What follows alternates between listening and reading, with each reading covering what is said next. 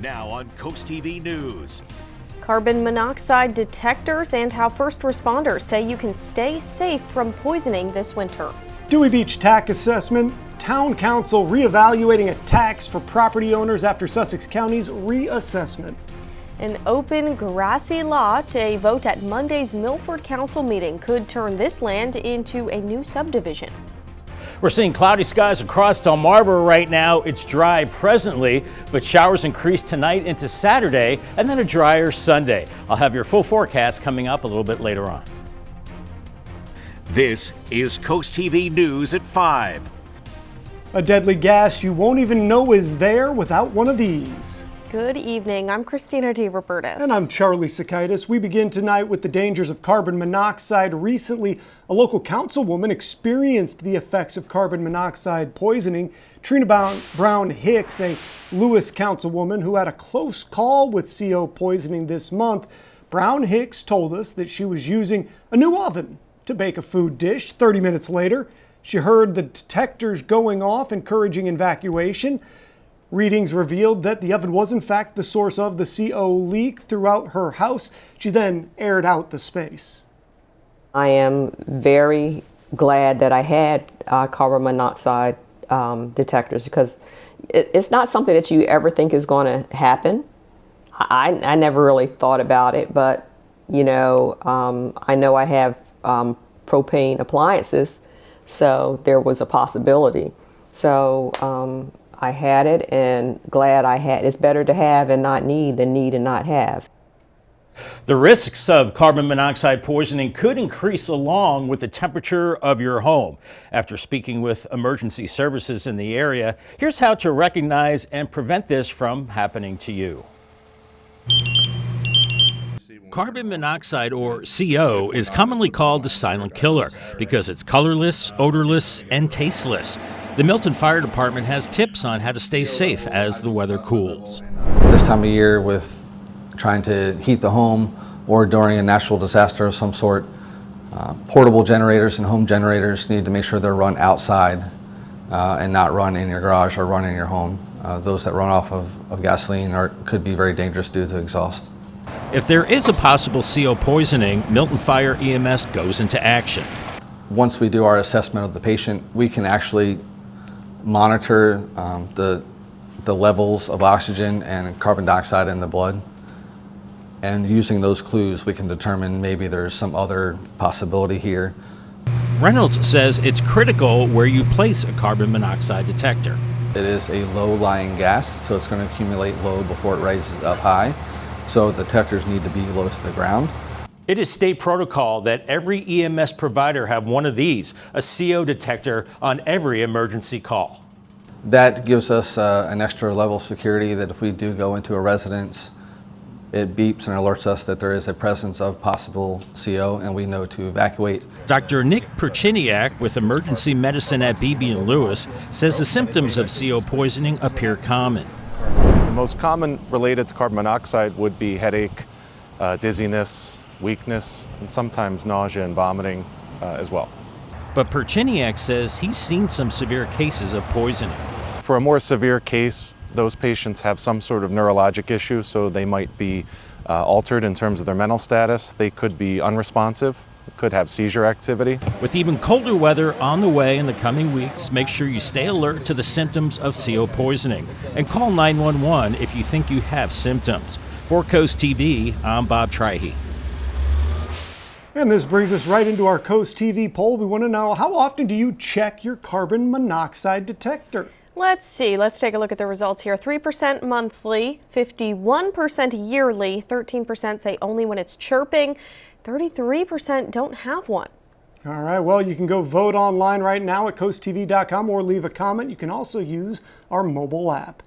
The town of Dewey Beach does not have a property tax, but they do have a beach assessment tax, and that could go up after a town council meeting that's happening right now. Coast TV News reporter Brandon Ferguson is live in Dewey Beach. Brandon, town documents say that this potential change comes after the county reassessment.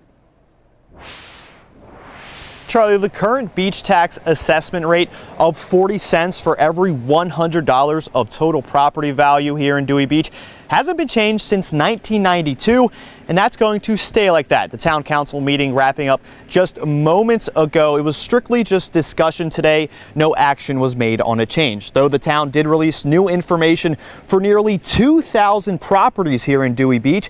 In 1992, those properties were valued at $50 million. Now, after the countywide reassessment, that number is at $1.8 billion. Dewey documents also say after the reassessment, some people in town are saving more than $1,300, while others are paying $600 more. As a business owner here in Dewey Beach and Sussex County, times are tough, definitely for everybody, as the cost of living has gone up substantially. So anything that they can do basically to make it easier for us as being business owners and helping the town out would be really, really great. When this topic was first being discussed today at today's meeting, one town official said they would look at this rate at a future budget meeting. Live in Dewey Beach, Brandon Ferguson, Coast TV News. Thank you, Brandon. Moving now to Milford, Carlisle Lane LLC hoping to transform this grassy lot into a 39 townhouse development off of Truett Avenue.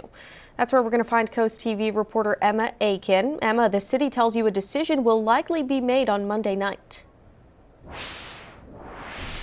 Christina, we spoke with Milford Mayor Todd Collada today about the development planned for this land here.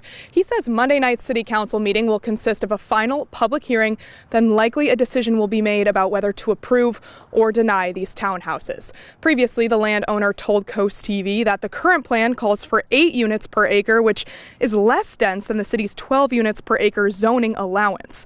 The Milford Mayor Todd Collada said he's hopeful that this development gets approved Monday night, saying it will be good for the city. But we spoke with one neighbor here who says the 39 townhouses planned for this 4.5 acres of land next to her will change the whole neighborhood feeling, add more crime, and cause current home values to drop. We don't object to building, we never have.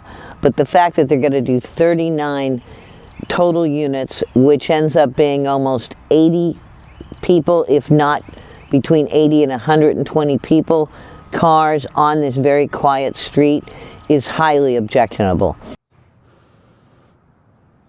It is important to note that back in August, the Milford Planning Commission voted to recommend that the City Council deny this development here. Collada today telling us that means at Monday night's meeting, it will need a super majority to pass, meaning 6 out of 8 council members must say yes for this development to get approved. That meeting is Monday night at 6 p.m. Reporting live here in Milford, Emma Aiken, Coast TV News. The mayor and commissioner of Rehoboth Beach will meet on December 19th at 2 p.m. to discuss the rezoning of a lot on Sussex Street. The public hearing will be held to decide if Lot 60 should be rezoned from an R2 general residential to a C1 central commercial. Talks involve amending the zoning map and zoning district boundaries made by the city's municipal code. Now, if that's approved, residential lots could be allowed to be used as commercial lots. DelDOT has announced they will be implementing road closures in Dewey Beach starting next week. On Monday, Route 1 and Dickinson Avenue will experience temporary lane closures while the department does some utility work. People traveling through the area should expect nighttime road work and some minor delays. Ukraine said today that it is working with a U.S. delegation on a new peace plan backed by President Donald Trump. This as its allies scramble to respond to a proposal that would grant Russia key demands at a moment of weakness for Kyiv. The Kremlin maintained that it had not seen details of the plan, but urged Ukraine to make a, quote, responsible decision with mounting battlefield pressure. NBC's Yamiche Alcindor has the details from Washington. Tonight, President Trump pressuring Ukraine to accept the terms of a 28-point peace plan to end the country's war with Russia by next Thursday. If things are working well, you tend to extend the deadlines, but Thursday is, we think, an appropriate time. The plan offers some U.S.-backed security guarantees for Ukraine, while also incorporating several conditions seen as favorable to Russia, including forcing Ukraine to give up territory to Russia, reducing the size of the Ukrainian military, and blocking Ukraine from ever joining NATO. In a Friday radio interview, President Trump said Ukraine cannot hold off Russia for much longer. They will lose in a short period of time. The whole of Donbass? They're losing land. They're losing land. Russian President Putin said he believes the plan could, quote, be used as the basis for a final peace settlement, but speculated that Ukraine is against it. In an address to his country, Ukrainian President Volodymyr Zelensky called it a very difficult choice, saying Ukraine faces, quote, either the loss of dignity or the risk of losing a key partner in the U.S. European allies walking a tightrope. But we have to work from where we are to the just and lasting peace. I know that's what President Trump wants, and he's been working to that end. But we must reiterate the principle that matters about Ukraine must be determined by Ukraine. Ukraine has long insisted ceding additional territory to Russia is a non-starter. President Zelensky saying, I will present arguments, I will convince and offer alternatives, but we will definitely not give the enemy a reason to say that Ukraine does not want peace. A U.S. official says this is the first time a U.S. and European protection plan for Ukraine has been on the table in peace negotiations, though the exact terms and conditions of that agreement have not been worked out. Yamiche Alcindor, NBC News, Washington. A big change that may affect your commute in Lewis. Here's a live look into Lewis right now. Lots of clouds, a few breaks on the Irish Eyes cam as we're looking at increasing rain tonight into the weekend. Congratulations to David Kowaleski from Milton on winning a brand new umbrella from Paul Davis and CoastTV. More on the wet start to your weekend, but a drier end to it coming up a little bit later on. But first, if you're feeling festive or maybe not just yet, there's something for everyone this weekend. Stay tuned for your cool things to do up next. This is Coast TV News at 5.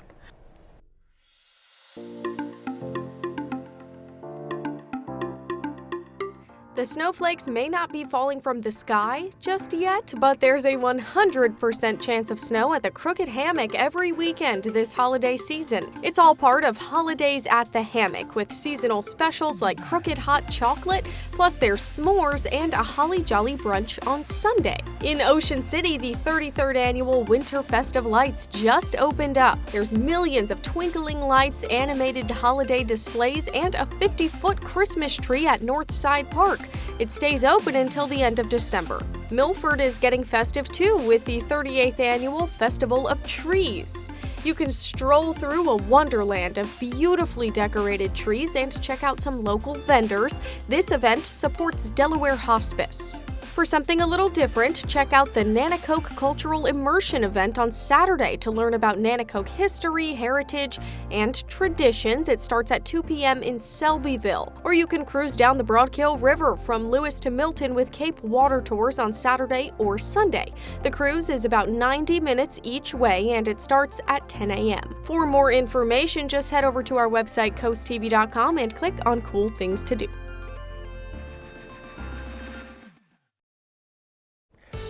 It was a somewhat cloudy end to the work week for Del Mar, and temperatures a little bit below average today. 56 in Georgetown and Ocean City, 57 in Salisbury, and 55 in Cambridge. Right now, here's a live look on the Bay Health cam into Dover. It's chilly, 51 degrees and kind of raw as well. And make sure to have the rain gear handy this evening as we're seeing thickening clouds, temperatures near 50 degrees. Then I think the rain will develop later this evening as we look at Tyndall's Casual Furniture cam right now. In Georgetown, still some foliage on the trees. This evening, watch for the showers developing. Have that rain gear handy with temperatures in the 50s. And then the weekend starts damp and then clearing tomorrow afternoon with Sunday the better of the two weekend days. Right now, we're in the low to mid 50s, Redden 56.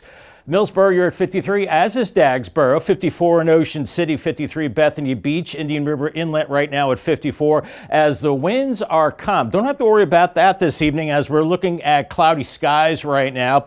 Nothing in the way of precipitation. You're seeing some green showing up. We still have a lot of dry air at the surface, but we are seeing more showers developing near D.C., back into Virginia and the Ohio Valley, as we'll be tracking low pressure moving to our south through tonight and tomorrow. You see more of that rain through the Midwest. All of this will be be sliding our way as we head into the beginning part of your weekend. Here's Futurecast this evening. We have lots of clouds, and I think we'll keep it dry through midnight. Temperature around 50 at that time, and then very late tonight, the showers start to break out into Saturday morning, and then I think we could start to see some breaks a little bit later in the day. But 12:30, we're still looking at those showers, temperatures in the 50s, and then behind the system, the wind turns to the north and it gets chilly, but I think we'll see some peaks of sun with temperatures into the 40s and 50s, and then by Sunday morning, it gets cold again into the mid to upper 30s with some 40s at the coast, and then by Sunday afternoon, we're looking at, well, not too bad in the way of weather. We're looking at lots of sunshine, temperatures into the mid to upper 50s, maybe a tad warmer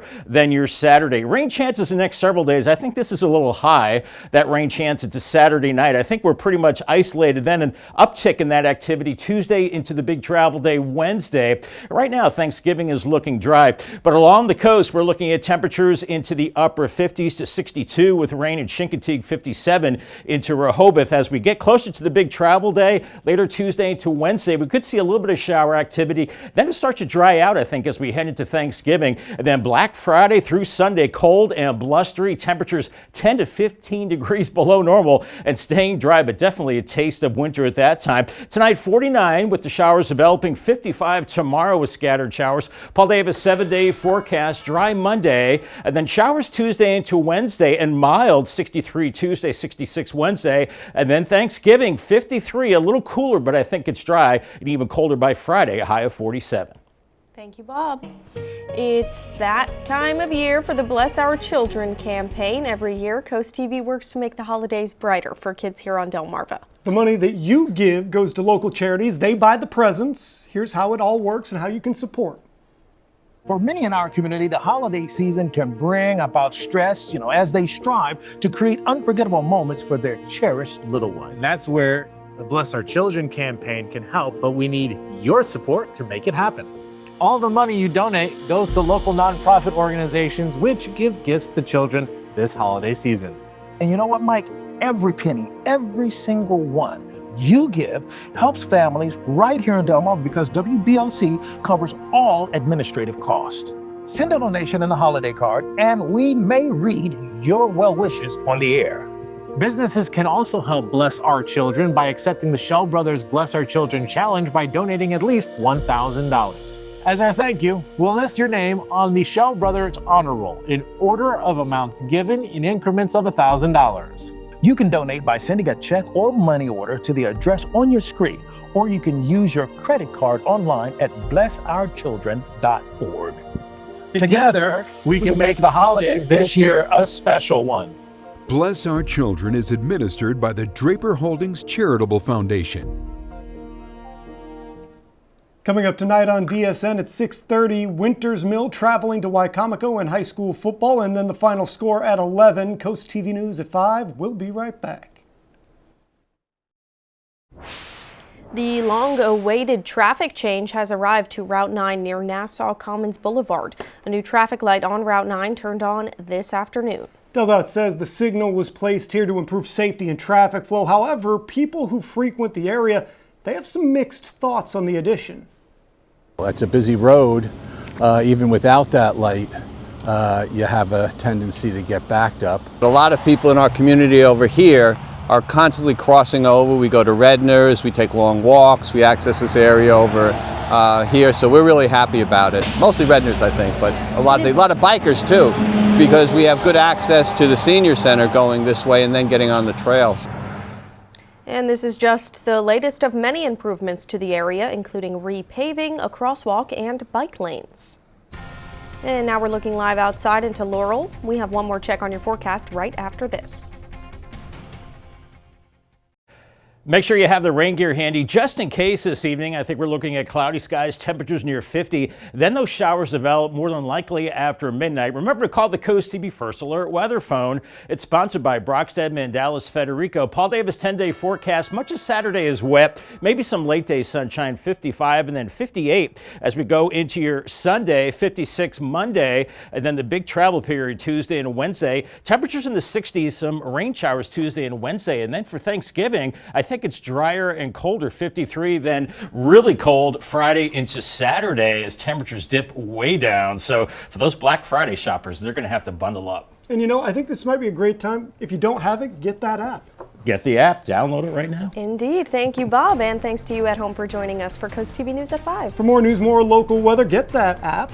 And Inside Edition is up next. We'll see you later tonight for Coast TV News at 6. Have a great evening.